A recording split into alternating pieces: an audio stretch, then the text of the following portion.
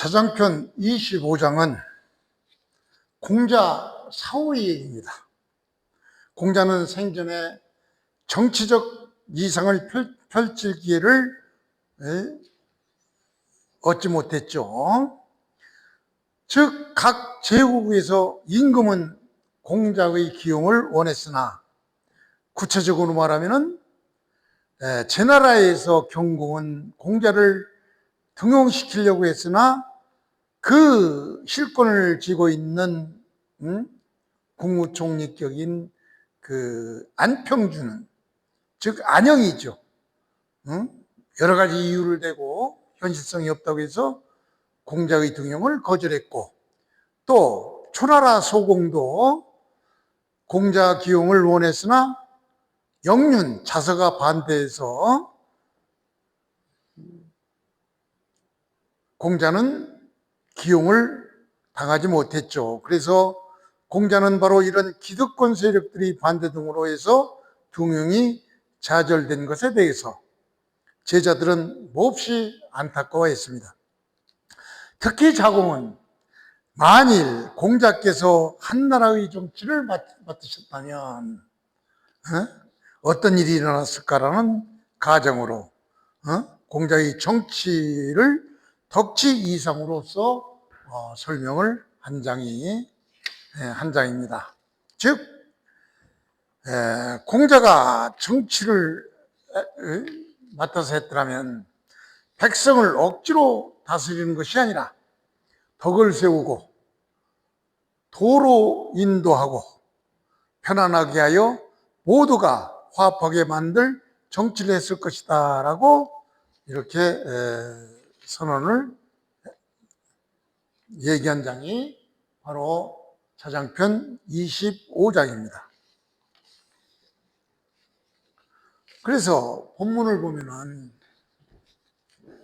진자금이라는 사람이 있어요. 그 사람이 자공에게 말하기를, 즉 이 진자금도 우리나라 사람이에요. 자공도 우리나라 사람이에요.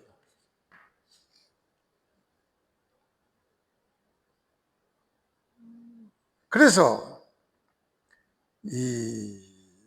아마도 진자금은 자공의 제자라고 이렇게 알려져 있습니다. 그러니까 공자가 죽었으니까 진자금이 자공에 대해서 아마 어떻게 얘기했는지 한번 봅시다. 그래서 진자금이 자공에게 설명하기를 말한 내용은 이렇죠. 자의 공야. 자는 여기서 자공이죠. 자공이 의공, 너무 공손하신 거 아닙니까? 이런 얘기.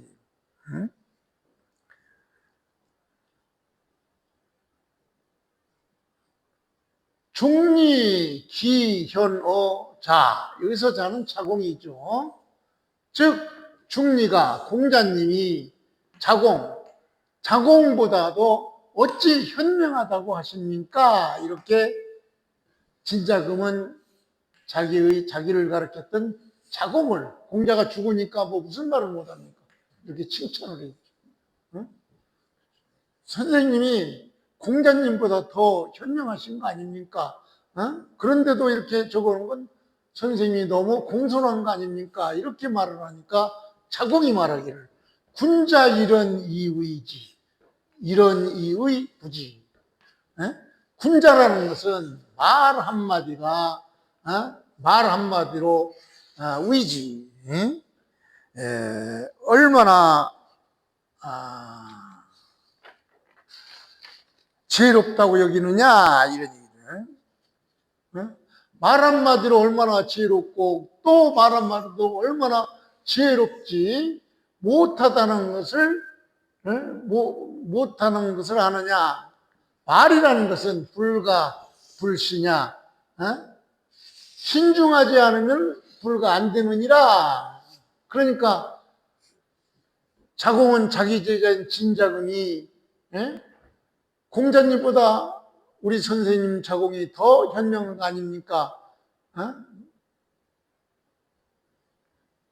자공 선생님이 너무 공손한 거 아닙니까? 이렇게 자기를 칭찬하니까 우리 같으면은 그럴까? 이렇게 의문을 표시하거나 혹은 조금 애매하면 그냥 아무 말도 않고 있는 게 일반적인데 자공이라는 사람은 그렇지 않아요.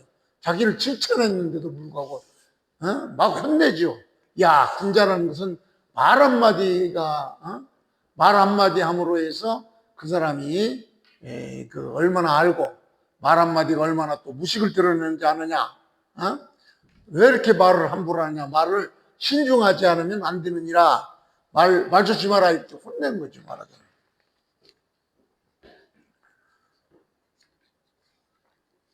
즉 이렇게 자기를 칭찬하니까 이 칭찬 한마디가 바로 그 인품과 식견을 드러내는 거니까 진자금아 제발 말 조심해라 이렇게 자공이 혼내죠.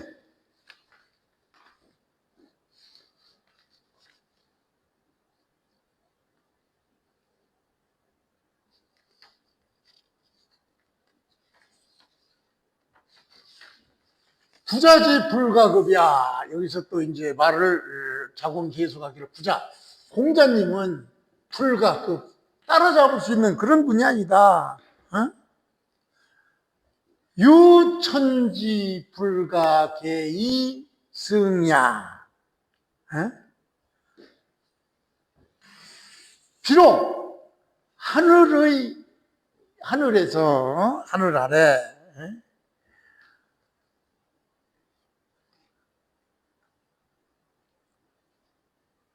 계는 이게 계단이죠. 성은 오로다. 즉 하늘 아래 사다리로 오로지 하늘을 사다리로 어떻게 올라갈 수 있느냐 이런 얘기죠. 마치 하늘을 사다리로 올라갈 수 없듯이 없는 것과 같다. 그러니까 부자지 불가급. 공자님은 우리가 이렇게 따라잡을 수 있는 그런 분이 아니다. 즉 공자는 도달할 수 없는 그런 존재이다. 얼마만큼 하늘을 어떻게 계단으로 올라갈 수 있느냐 이렇게 비유를 했던 것이죠. 그래서 부자지 즉 방가자.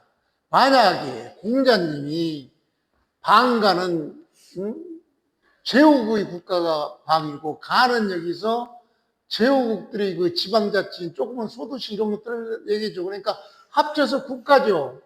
그러니까 공자님이 국가를 통치할 수 있었더라면 이런 얘기죠.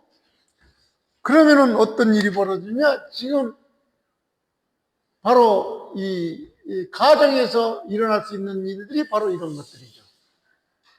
소위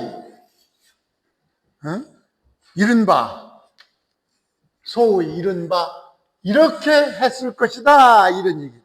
이렇게 어떻게 입지사립 입 바르게 서다 이런 얘기죠. 사회에 나가게 하다. 사회에 나가게 하면은 사립 사람들을 올바르게 입지 사람들을 올바르게 세워지면은 사립 곧 바로 선다 이런 얘기죠. 이른바 사람들을 내세울 때는 저마다 바르게 나서서 일을 할 것이고 만약 공자님이 국가 통치를 하신다면 첫 번째 이럴 것이다. 두 번째는 도지사행할 것이다. 도를 실천함에 있어서 모든 사람들이 바르게 따르고 실천한다 이런 얘기죠. 그러니까 올바른 길을 제시하면은 그 길로 실천한다. 그 다음에 수 조금 어려운 자인데 편안할 수, 따를 수, 끈수 이런 얘기. 즉 편안하게 하면은 공자님이 국가를 다스리니까 백성들을 편안하게 하면은 사례 여기저기서 사람들이 몰려들 것이다 이런 얘기죠. 즉 백성들을 편안하게 해주니까 먼 곳의 사람들이 모여든다. 동지사화, 일을 일으키다. 즉 모든 사람들에게 저마다 활동하게 일을 시키면 동시에 사화, 모든 사람들이 화합하고 화목할 것이다. 그래서 기생, 살아있을 때는 영, 잘 살고 번영하고, 죽었을 때는 아주 자손들이 애통해 할 것이다. 그래서 여지하기, 여지하 기가급, 여지야. 어떻게? 기가급이야. 다른 사람들이 공자의 높은 경지를 따르겠느냐, 이런 얘기죠. 그러니까 선생님이, 공자님이 경지가 이와 같이 높으신데 다른 사람들이 어찌 미치겠느냐, 이런 설명이 되는 거예요. 그래서 현대적 의미로는 이 장은 참된 지도자의 조건을 보여줍니다. 오늘날에도 훌륭한 지도자는 사람들에게 목표를 제시하면 스스로 따르게 하고, 입지살입하고, 사람들에게 올바른 방향을 제시하면 자발적으로 실천하며, 도지사행, 구성원들이 안심하고 함께 하도록 만들며, 동지사와 조직 전체를 하나로 화합시키는 그런 사람입니다. 즉 이러한 리더십은 권력이나 경제력이 아니라 바로 어디서 나오냐? 사람의 신뢰와 인격에서 나오는 영향력이다. 이런 얘기입니다. 25장으로서 자장편이 끝을 내는데, 이 자장편의 마지막은 자공이 공자의 위대함을 찬양하는 말로 끝을 맺습니다. 이는 자장편 전체의 결론이기도 하죠. 우리가 아까도 봤지만 23장에서는 공자의 학문은 높은 궁궐과 같이 쉽게 다다를 수가 없는 그런 그 지경이고, 24장은 공자는 해와 달과 같아서 비방으로 그 가치를 훼손되지 될 수 있게 할 수도 없다고 했으며, 25장, 지금 이 장은 공자는 하늘과 같이 누구도 그 경지에 이룰 수 없으며, 성인의 정치는 덕으로 백성을 감화시키는 그런 정치라고 봤죠. 그래서 이 23, 24, 25 세 장은 모두 제자 자공이 스승 공자의 성인됨과 위대함을 다양한 비유로 궁궐이나 해와 달이나 하늘로 이렇게 비유로 드러내며 논어 전체를 장엄하게 마무리하는 결론이라고 이렇게 말할 수가 있습니다. 20편은 요할편입니다. 요할편은 총 3개장으로 되어 있어요. 아주 짧은 편이지만 논어 전체의 주제를 요약하고 공자 사상의 핵심을 완결짓는 매우 중요한 의의를 지니고 있습니다. 핵심 내용은 요할편은 성인들의 통치 철학 전수에서 시작하여 정치를 하는 자의 올바른 자세를 거쳐 인간으로서 지녀야 할 근본적인 인식, 즉 천명, 예, 말, 이것으로 끝을 맺고 있습니다. 제1장에서는 성인들이 이 천하, 전수, 이걸 선양이라고 그러는데, 이따가 통치의 이양 방식에 대해서 조금 설명을 드리도록 하겠습니다. 그래서 1장에서는 일단 성인들이 그 통치권을 이양하는 데 있어서 선양 하는 그 왕도 정치에 대한 그런 그 장입니다. 즉 중국의 전설적인 성왕인 요임금이 순임금에게 그리고 순임금이 우임금에게 천하를 물려주며 전한 군주의 도리를 담고 있는 것이 바로 1장입니다. 핵심은 하늘의 역수가 내 몸에 있으니 진실로 중용을 잡으라는 그런 것인데,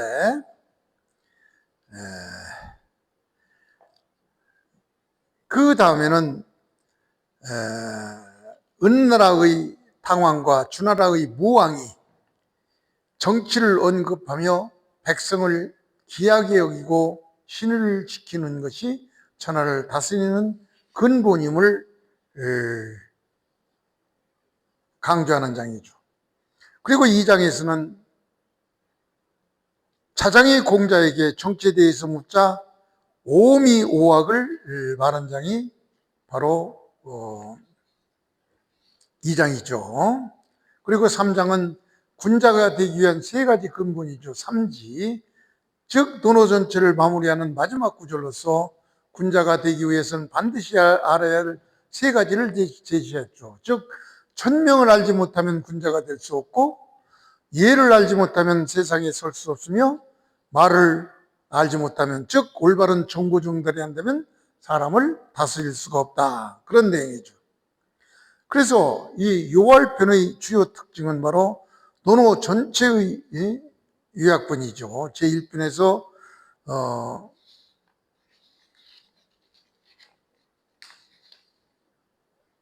학위편에서 배움이라는 개인 수양으로 시작했다면 마지막 요할편은 그 배움이 향해야 될 궁극적인 지향점인 정치와 천명의 인시로 끝을 맺습니다. 그래서 이 성인들의 역사적 정통성의 개성을 보면은 공자가 고대의 성왕들 중 요, 순, 우, 탕, 문, 무, 이 사람들 성왕들의 이 도리를 계승한 적통임을 은연중에 밝히고 있죠. 그래서 지인을 강조했죠. 사람을 알아보는 거. 마지막 장에 지언이라고 해서 말을 알매를 통해서 지언을 통해서 지인을 한다. 말을 사람 알게 돼 이른다는 메시지는 인간에 대한 깊은 이해가 유학의 최종 목적 중 하나임을 보여주는 그런 장입니다. 그래서 이 요할편을 이해하려면은 이 통치 이양 방식에 대해서 조금 설명을 해드리겠습니다. 통치권을 이양하는 데는 3가지가 있어요. 선양과, 그 다음에 세습과, 그 다음에 역성혁명에 의한 통치권 이양이 있습니다. 즉 선양은 바로 혈통이나 힘이 아니라 세습은 혈통에 의한 통치권의 이양이죠. 역성혁명은 힘에 의한 통치권의 이양입니다. 그러니까 선양은 이런 세습이나 역성혁명에 의한 통치권의 이양이 아니라 바로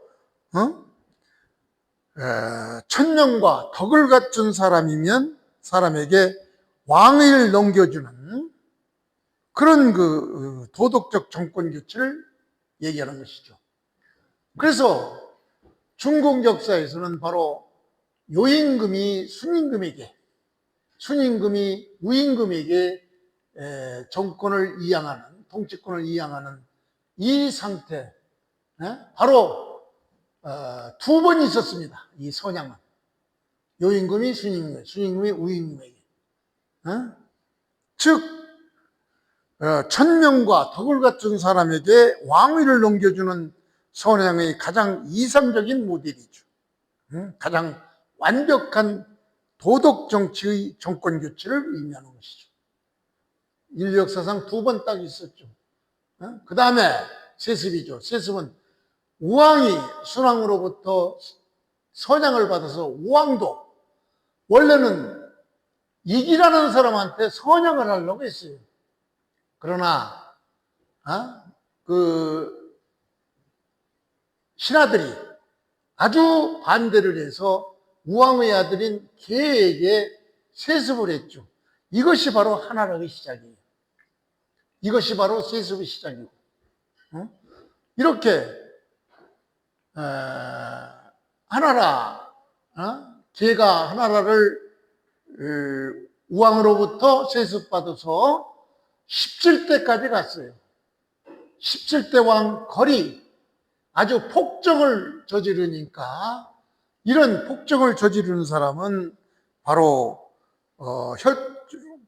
천명과 덕을 갖춘 그런 인물이 아니죠. 이 거를, 그래서 은을 건국한 탕이라는 사람이 거를 쫓아냈어요. 폭군인 이 거를, 그러니까 하나라 17대 왕인 거를 무력에 의해서 혁명을 일으켜서 성을 바꿔버리죠. 은나라 탕왕이 은을 성립하면서 조금 있다가 2장과 3장에서 이 혁명을 하면서도 그 정당성을 얘기하는 그런 얘기들이 나오게 되죠. 그 다음에 이 탕이 세운 은나라도 30대가 되니까 이 폭군, 이 춘대, 그래서 자꾸 나는 이 주왕을 주나라 주왕 이렇게 혼동할 것 같아서 항상 그 앞에 달기의인 주라고 이렇게 얘기를 합니다. 이 폭군인 달기의 왕 주왕을 우왕이 무력혁명으로 이 주왕을 물리치고 주나라를 건설하죠. 이것이 바로 역성혁명인 통치권 이양 양식입니다. 그래서 역성혁명은 바로 그것을 합리화하기 위해서 이따 나오겠지만, 덕을 이룬 왕은 천명을 잃었으니까 성을 바꿔야 된다. 그 이유로 이 역성혁명을 합리화하죠.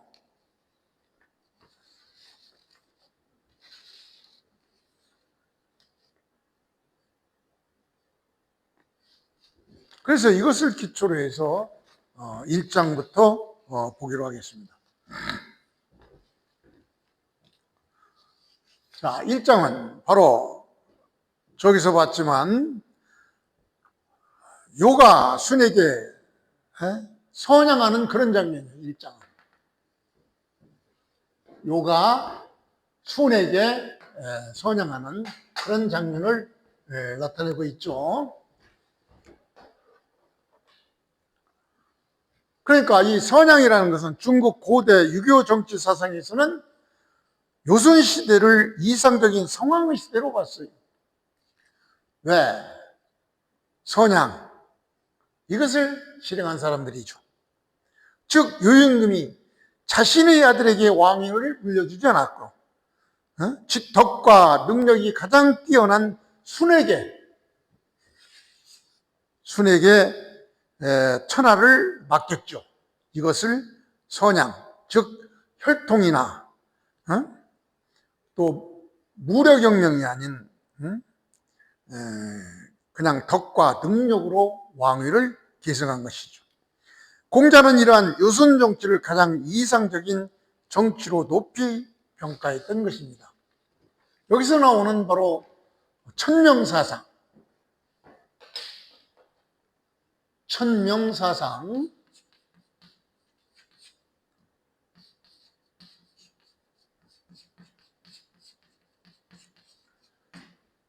즉 천지역수 제2궁, 이것이 바로 천명은 이제 천지역수, 천명은 이제 너에게 있다, 이런 뜻은 바로 하늘은 덕 있는 사람에게 명을 내리니 하늘의 아들 천자가 되게 하고 하늘을 대신하여 천하 만민을 다스리게 한다, 이런 얘기죠. 그러나 천명은 영원한 것이 아니죠. 백성을 잘 다스리면 유지되지만 백성을 고통스럽게 하면은 천록영종하죠. 하늘은 왕권을 거두어가죠. 그러니까 어떻게 되느냐? 혁명, 역성혁명을 일으키는 겁니다. 이렇게 되면. 그러니까 공자는 이 장에서 이 마지막 편 첫머리에 둔 이유는 바로 요할편의 첫머리에 요하순의 선양을 둔 것은 공자 정치 철학을 한마디로 요약하기 위해서이죠. 정치의 근본은 바로 권력이 아니라 천명이고, 천명의 기준은 바로 백성이고, 백성은 편안하게 해야 왕권도 유지된다는 그런 얘기죠. 자, 이것을 기초로 해서 본문을 보죠. 요할, 요임금이 이 자자죠. 물을 자, 이런 얘기인데, 피할 자, 탄식하다, 이런 얘기죠. 이렇게. 이순, 너 순아, 이런 얘기. 응? 그러니까 이제 이 정권 이양을 할 때 이 순에게 왕위를 계승하면서 한 얘기니까, 이 요임금이 순임금에게 내 말을 좀 들어봐라, 이제 이렇게 여기서 너 순아, 그러면서 천지역수 제2궁이다, 이런 얘기. 여기서 천지역수, 하늘이 정한 천명과 왕의 계승의 질서죠. 이게 천지역수가. 다시 말해서 하늘이 정해진 운행의 운수다, 이렇게 봐요. 그러니까 천명으로 정해진 천자의 순서다. 그것이 누구에게 있느냐? 바로 순, 너 순에게 있느니라, 이런 얘기죠.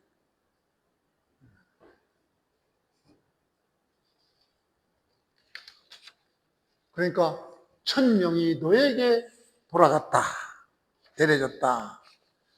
하늘이 정해준 임금의 차례가 바로 그대에게 돌아왔노라, 이렇게 요임금이 순임금에게 얘기했던 것이죠. 그래서 윤집기중, 중요한 얘기죠. 진실로 잡아라. 뭘? 중용을 잡아라, 이런. 진실로 하늘의 중정의 도를 지켜라. 사회에 곤궁하면 사회 온 백성이 곤궁하고 어려움에 빠지면 천록영종하니라. 하늘이 준 왕권과 복록이 영원히 끝나니라. 이렇게 무시무시한 말로 끝을 맺죠.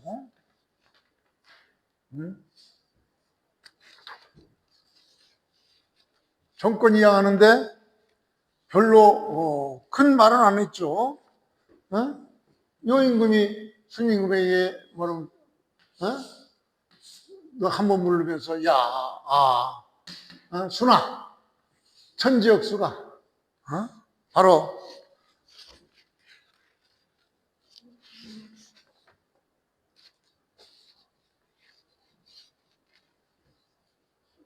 하늘이 정한 천명과 왕의 계승 질서가 바로 이번에는 제2궁, 너에게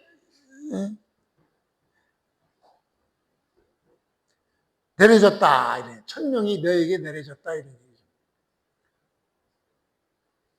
그러니까 천명이 내려졌으니까 순도는 어떻게 되느냐? 윤직기중이라. 진실로 하늘의 중정의 도를 지켜라. 사회 온 나라의 백성이 곤궁하고 어려움에 빠지면은 천록, 즉 하늘이 준 왕권과 복록이 영원히 끝나게 되느니라. 이렇게 간단하게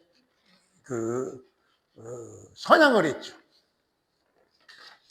그러니까 이 얘기는 바로 현대적으로 풀어보면은 민주사회에서는 왕권은 없지만 이 구절은 여전히 큰 의미를 갖고 있죠.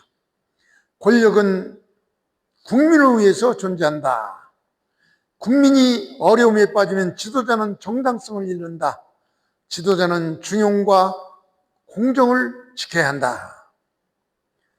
2500년 공자는 이미 정치의 정당성은 백성의 삶에 달려있다는 점을 강조했습니다.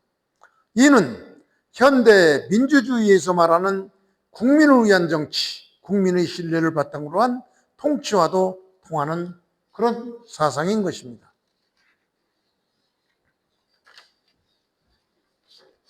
요한편 2장, 이것도 선양에 의한 것이니까 순임금이 우임금에게 선양하면서 한 말이죠.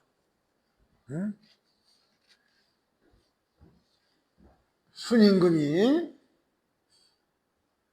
유임금으로 왔던 정권을 우임금에게 천자의 자리를 전하는 명령을 내리죠. 그러니까 순임금도 같은 말로 우에게 천자의 자리를 물려줬다, 이런 얘기죠. 그러니까 순임금도 유임금이 자신에게 한 것과 같은 천명의 말씀을 우임금에게 왕위를 전해줬죠. 다시 말해서 이 얘기도 그 역사적 배경은 바로 요임금에서 순임금으로, 순임금에서 우임금으로 선왕의 계승을 표현했던 것이죠. 그러니까 요아수는 자신의 아들이 아니라 덕과 능력이 뛰어난 사람에게 천하를 맡겼죠. 선양을 했죠. 그러니까 인류 역사상 딱 2번 있었죠. 중국 역사에서.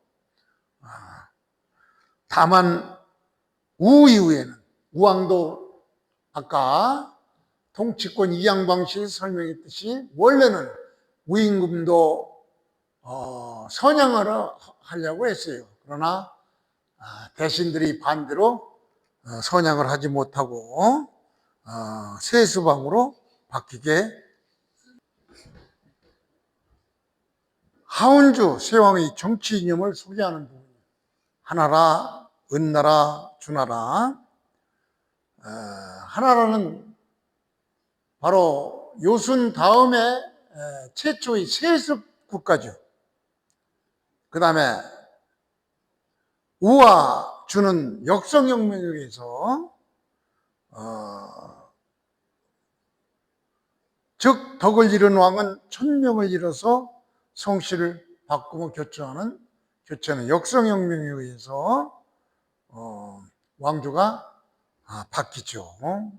이 세 왕의 정치 이념을 소개하는 부분이 바로 3절입니다. 즉 요, 순, 우의 선양에 이어 유임금이 순임금에게, 순임금이 우임금에게 선양을 했죠. 그러나 은나라를 세운 탕왕은 혁명에 의한 국가 건국을 선언한 그런 그 기본 선언을 기록한 장이 바로 이 구절입니다. 즉 탕왕의 혁명과 관련돼 있죠. 이 기절은 바로 하의 마지막 임금인 거랑이죠. 그러니까 통치권 이양 방식에서 잠깐 설명했죠. 즉 하의 17대 왕 거랑이 아주 폭정을 일삼았어요. 이에 탕왕은 백성을 구하기 위하여 거랑을 하왕의 마지막 17대 왕인 거랑을 무너뜨리고 은나라를 세우죠. 은나라고도 하고 또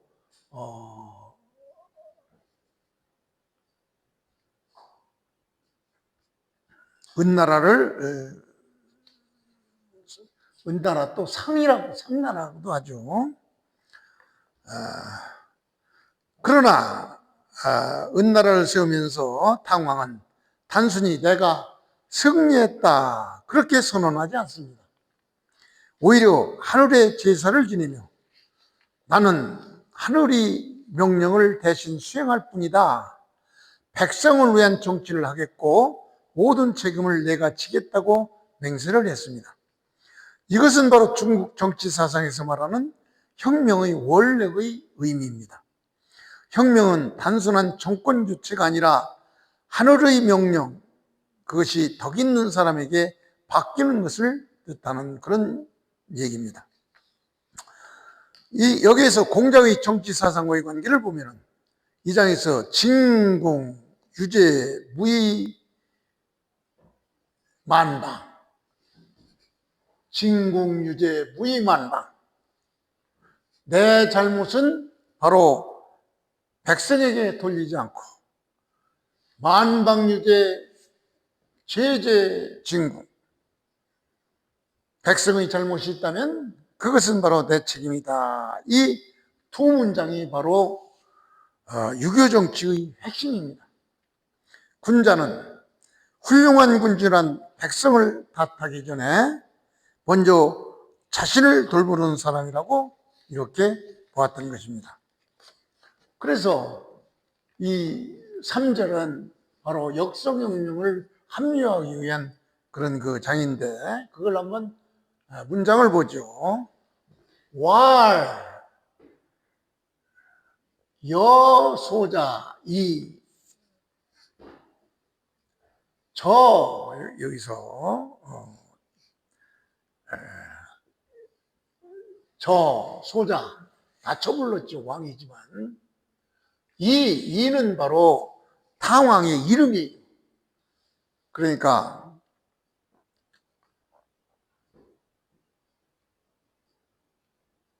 은나라의 이 당왕, 은나라의 당왕의 이름을 이렇게 불렀죠. 그러니까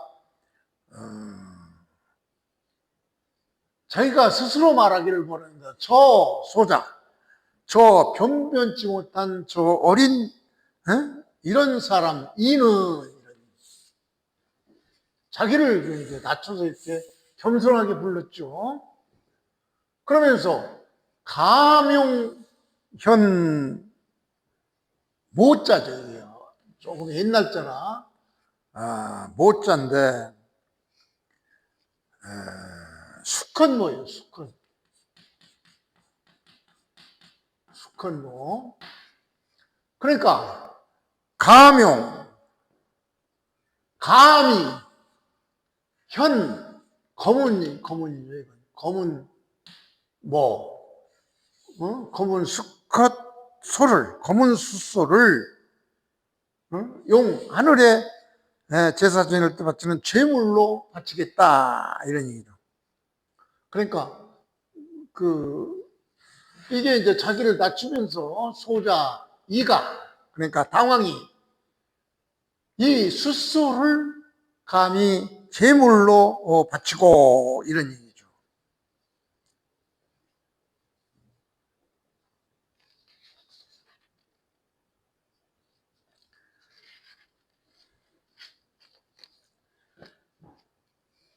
여기서 이게 검은 이런 소리인데, 검은 숫소예요. 검은.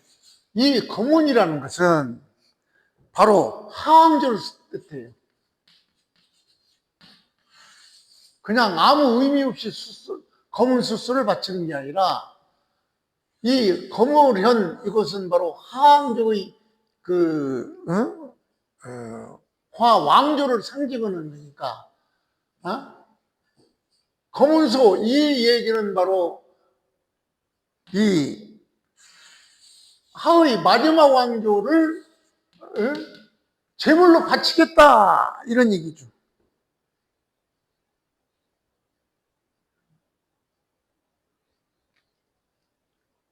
그러니까 감히 검은 숫소를 제물로 바치고, 검은 숫소는 바로 하나라의 마지막 왕인 왕의 왕조를 상징한 검은 소니까 황조를 제물로 바치겠다 이런 얘기죠.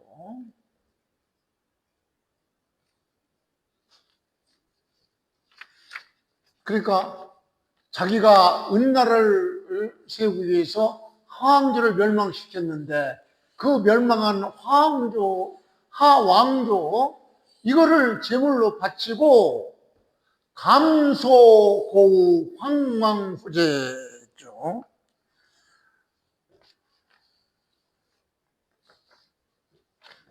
감히 소는 밝을 수 있어요.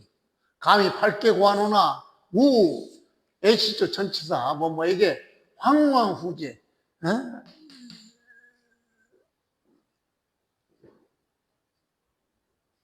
위대하신 상제 하늘의 최고신에게 이런 얘기. 하늘의 최고신에게 감히 밝게 구하노라 이런 얘기죠. 감소고우, 이 감소고우는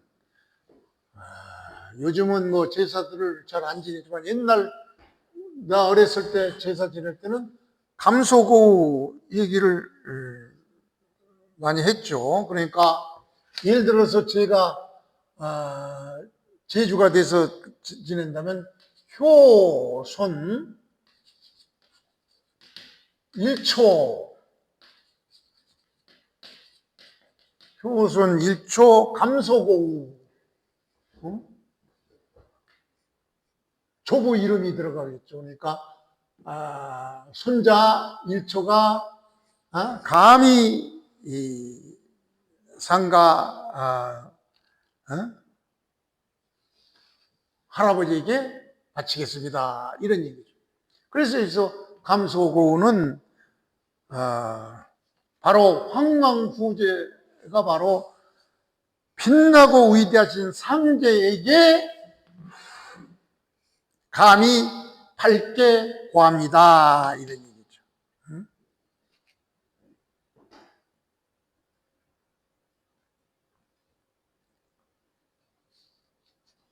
그래서 어떻게 구하느냐? 구하는 내용이 바로 유죄불감사하고 재신불패하겠습니다. 이런 얘기죠. 유죄 하늘의 죄 지은 자. 여기서 누구를 얘기합니까?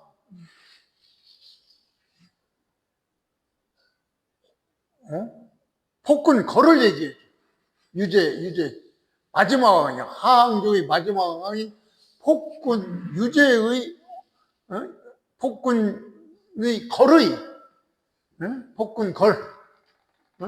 이 사람의 죄는 절대 용서하지 않겠습니다. 재신불패, 재신, 상제의 신하지만 거의 태도는 불패, 가려덮지 않겠습니다. 이런 얘기죠. 재신불패, 이거를 어떤 책은 이렇게 또 해석을 했더라고요. 훌륭한 인재를 숨기지 않는다. 재신, 훌륭한 인재를 숨기지 않는다. 엉뚱하게 그렇게 해석을 했는데 그건 여기 전혀 내가 볼 때는 맞지 않아요. 그러니까 하도 오래전에 쓴 이 논어는 그 해석이 아주 여러 가지예요. 그래서 우리나라 번역서들도 보면은 거의 내가 볼 때는 한 10%? 20% 정도는 이해가 안 되도록 설명된 부분이 많아요. 그래서 거듭 얘기지만 그냥 볼 때 옛날 사람들이 지금은 띄어쓰기가 있고 또 책들이 잘 나와가지고 설명이 잘 돼 있는데 옛날 책들은 띄어쓰기도 없고 또 부호, 물음표 이런 부호도 없고 이러니까 해석하기가 엄청 어려워요. 그래서 엉뚱하게 해석하는 경우가 엄청 많았는데 그거를 풀어서 해석한 사람들도 상당히 많이 잘못이라기보다도 이건 내가 잘못했는지는 모르겠지만 여기서도 재신불패를 어떤 책은 훌륭한 인계를 숨기지 않겠다. 재신, 훌륭한 신하를 숨기지 않겠다. 이렇게 해석을 했는데 여기 전혀 그게 아니죠. 유죄 있는 사람을 감히 용서하지 않겠다. 누구? 마지막 폭군 걸의 걸을 지금 폭군 걸을 처단하고 은나라를 세웠으니까 마지막 왕인 걸의 죄를 감히 용서하지 않겠다. 그리고 모든 신하들의 죄를 여기서 제시는 황망후제의 신하로 봐 있죠. 상제님의 신하들이 죄지만 불패 감추지 않겠다 이런 얘기죠. 그렇게 하겠으니 간제 제심, 이 간제 즉 죄의 유무를 가지고 결정하는 그런 것은 바로 상제의 마음에 달려 있으니까.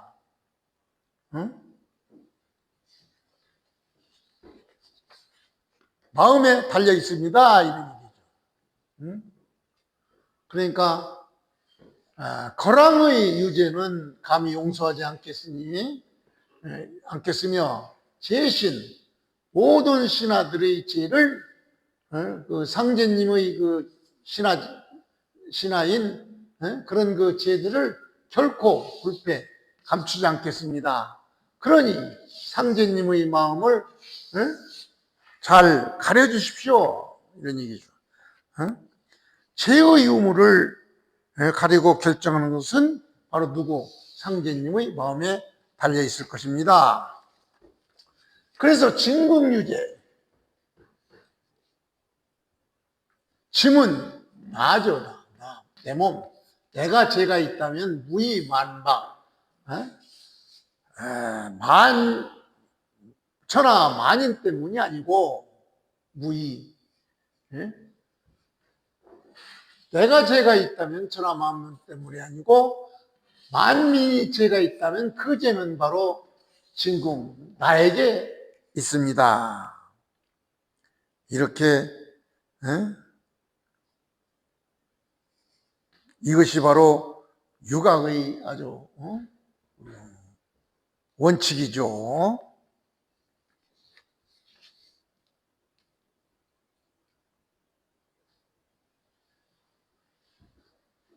아주 중요한 이것으로서 무력혁명을 합리화하는 것이죠.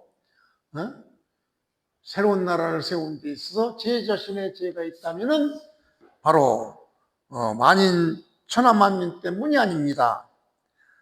즉 백성이 관여할 일이 있습니다. 바로 내 자신 책임입니다.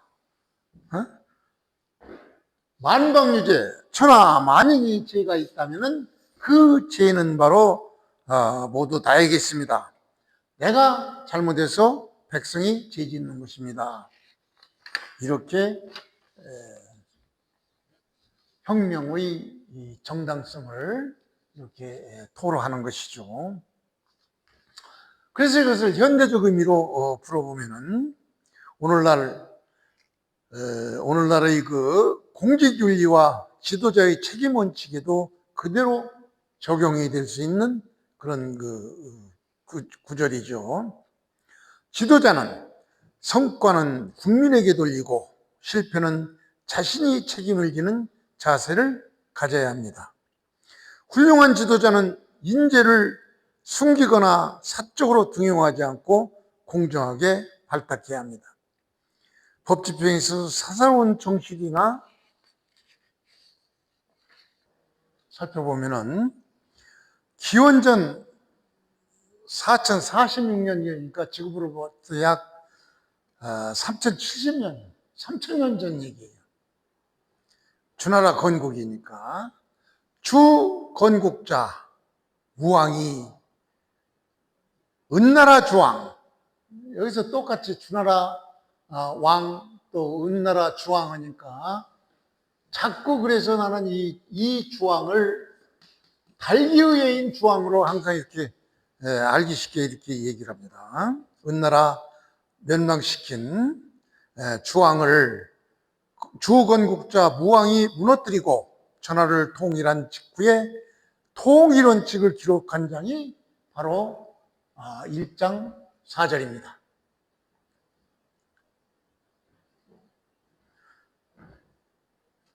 즉 무왕이 새로운 왕조를 세우면서 세 가지 원칙을 선언한 내용이에요.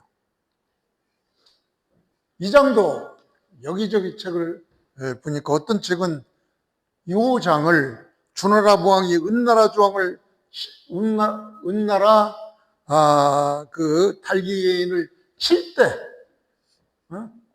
이 치고 난 이유가 아니라 칠 때 말했다, 이렇게 설명한 책도 있더라고요. 그러나 어디 봐도 무왕이 주나라를 건국하고 설명한 얘기죠.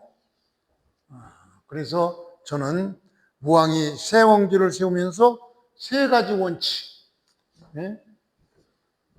세 가지 원칙, 선인, 시부,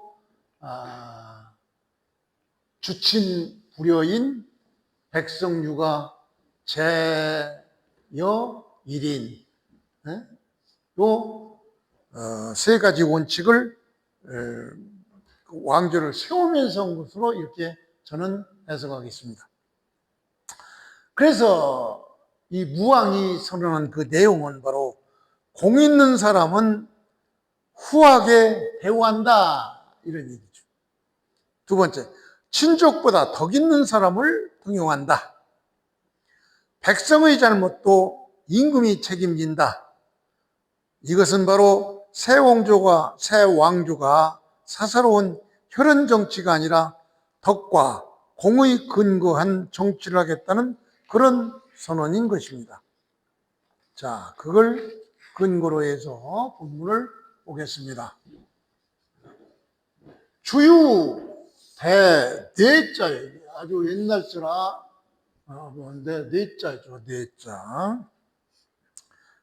뭐 위로하다 그런 얘기도 있는데 대개 줄례예요. 줄례. 주다 이런 얘기죠. 그러니까 주나라에 큰 선물을 줬다 이거. 주나라에는 하늘이 내려주신 어떤 그 큰 선물이 있었다. 그것이 뭐냐? 선인시부 이런 얘기죠. 선한 사람 그리고 유능한 사람이 많다. 선인시. 즉 하늘이 많은 재물과 함께 선량한 인자를 선임을 내려주셨다. 이런 얘기죠. 이것이 바로 대단히 큰 복이다. 이런 얘기죠. 그래서 비록 주친, 주나라의 친척이 많이 있을지라도 불효인인, 인한 사람만 말하느냐 이런 얘기죠. 즉 비록 주나라의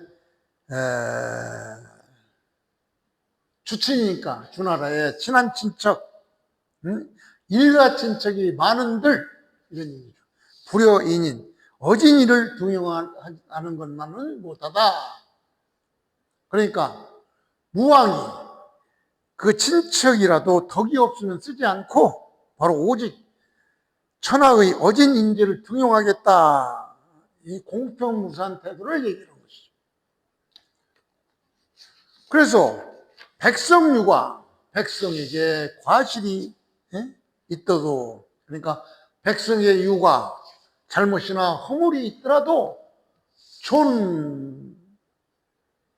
존여일인 나 한 사람에게 있느니라, 무왕에게 있다 이런 얘기죠. 그러니까 백성유제, 백성에게 잘못이나 허물이 있어도 그 책임은 통치자인 나에게 있는 것이다. 백성이 죄를 짓거나 방황하는 것은 바로 임금이 백성을 제대로 교화하지 못했기 때문에 모든 책임을 왕 본인인 무왕에게 있다. 그런 책임 정치를 전명한 그런 장이죠. 그래서 이것을 현대적으로 풀면은 오늘날에도 중요한 리더십의 원칙을 제시합니다. 인재는 능력과 덕에 따라서 등용하며 혈연이나 지연이나 학연보다 공정한 인사를 해야 한다. 그 다음에 지도자는 조직의 실패를 부하에게 떠맡기지 말고 먼저 자신의 책임을 돌아봐야 한다. 국민이나 조직 구성의 문제는 지도자의 정책과 교육, 제도의 부족에서 비롯될 수도 있음을 성찰해야 된다. 이런 얘기죠. 따라서 이 구절은 유교 정치 철학의 핵심인 바로 공정한 인사, 선인시, 능력 중심의 등용, 불효인인, 백성유가 제1인, 최고 지도자의 책임윤리, 이런 것들을 말하고 있죠.